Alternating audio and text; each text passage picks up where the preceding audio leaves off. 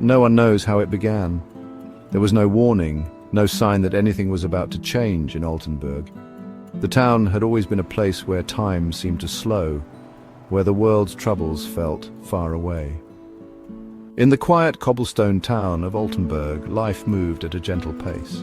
The streets were lined with old stone houses, their windows glowing softly in the evening mist.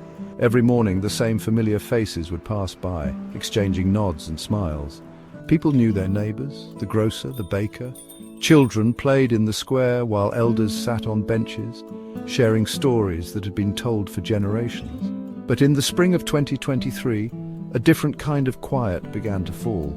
A heavy, watchful silence. It crept in slowly, like the fog that rolled over the rooftops at dawn, settling into every corner.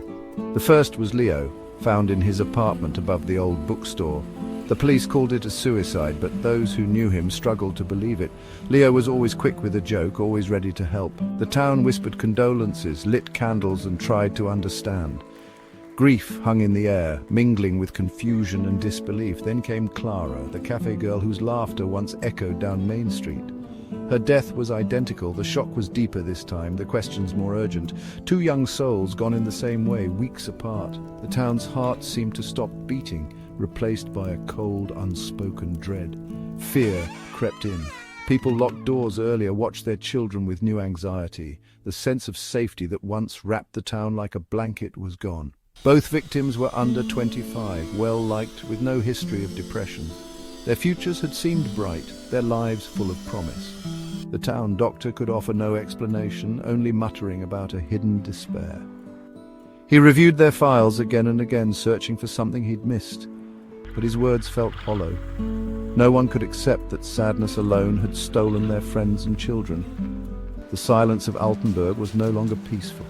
It pressed in on every home, every heart, a constant reminder of what had been lost. It was the silence of a held breath, of a hunter waiting. The townspeople felt watched, as if something unseen was moving among them. Every phone call, every knock at the door sent panic through the town. Even the smallest sound after dark made hearts race.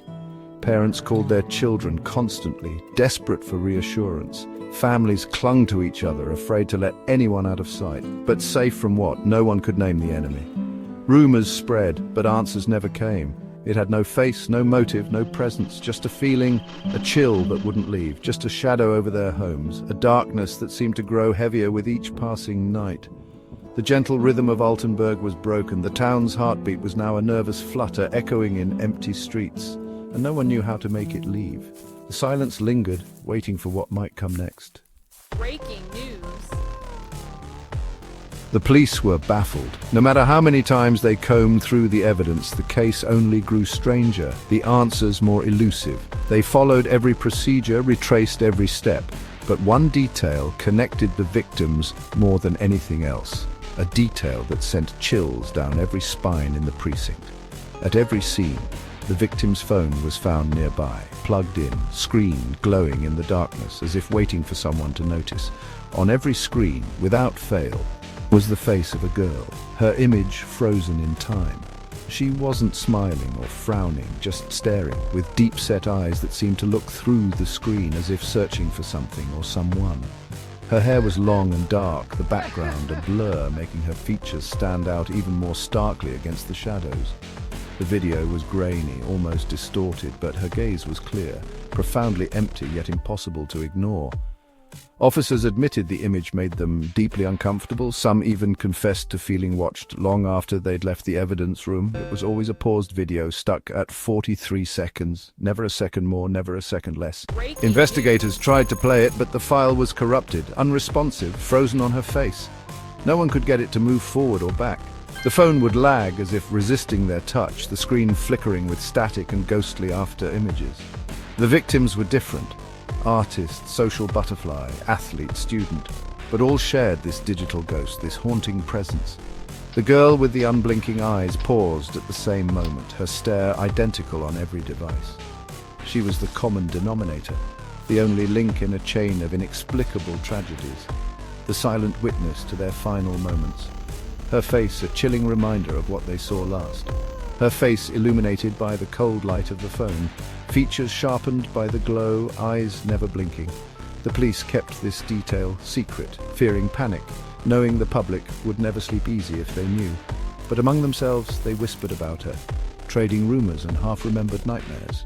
She was the only thread tying the deaths together, the shadow at the heart of the mystery. And she was always watching, always waiting. Her unblinking gaze lingered, a question no one dared to answer. Authorities tried to identify the girl.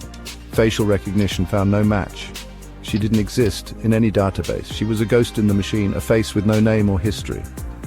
Investigators scoured social media, searching billions of photos.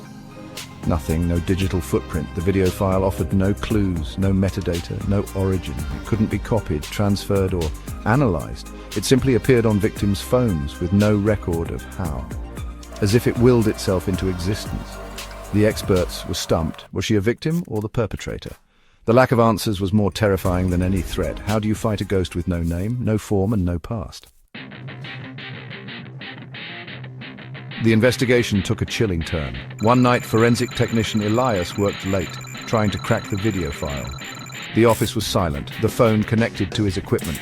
Suddenly, the screen flickered. A spiderweb crack appeared from the girl's right eye.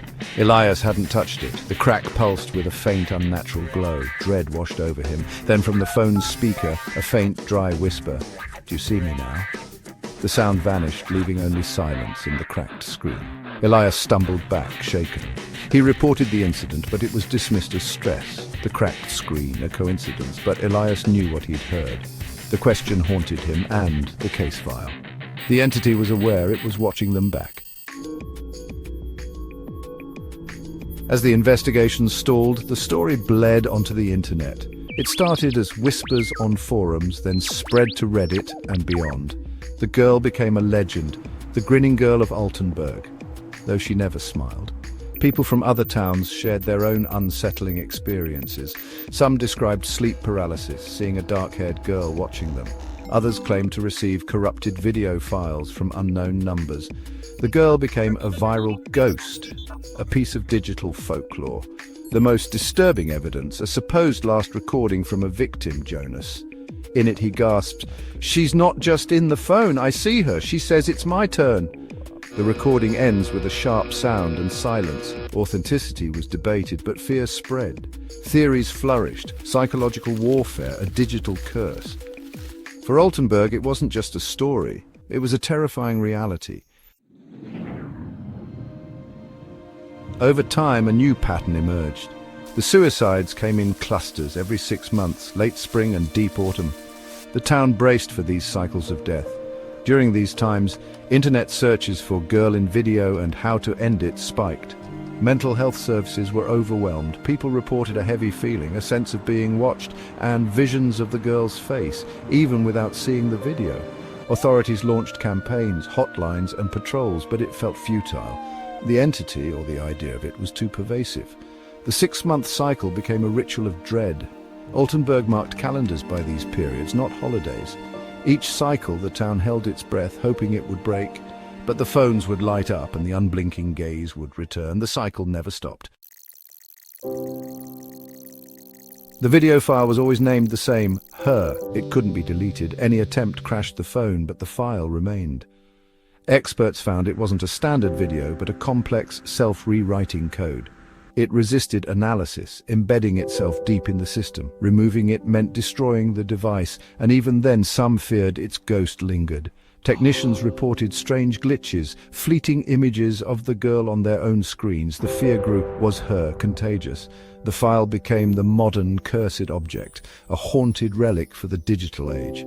Its name was intimate, personal, not video, not unknown file, just her.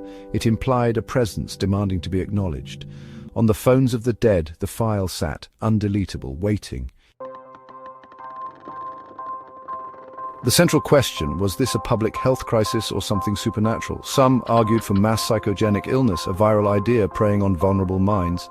The video was a symbol, not the cause. Stress, isolation, and mental health struggles created the perfect storm. The girl was a shared hallucination, a cultural bogeyman. The file and whispers were explained as glitches and delusions.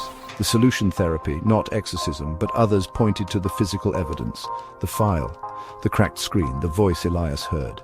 They believed in an external malevolent force, a predator adapted to the digital age, hunting through technology. For them, her was the source, not the symbol. The debate raged, leaving Altenburg trapped between two terrors.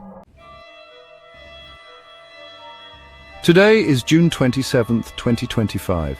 The date is marked in red on every calendar in Altenburg, a silent reminder of what's coming. Altenburg remains under a shadow as the 6-month cycle approaches. The air feels heavier, the streets emptier, as if the town itself is holding its breath. The story of her is now part of the town's identity, a dark fairy tale and a grim reality. Children whisper her name and adults avoid speaking of her after dark. The mystery is unsolved, the girl never identified, the file never traced. The police station stands as a monument to unanswered questions. The investigation is cold, the case files thick with dead ends. Each folder is a testament to frustration, every page a reminder of failure. Elias, the technician, quit and now lives offline, haunted by what he saw. Survivors bear psychological scars.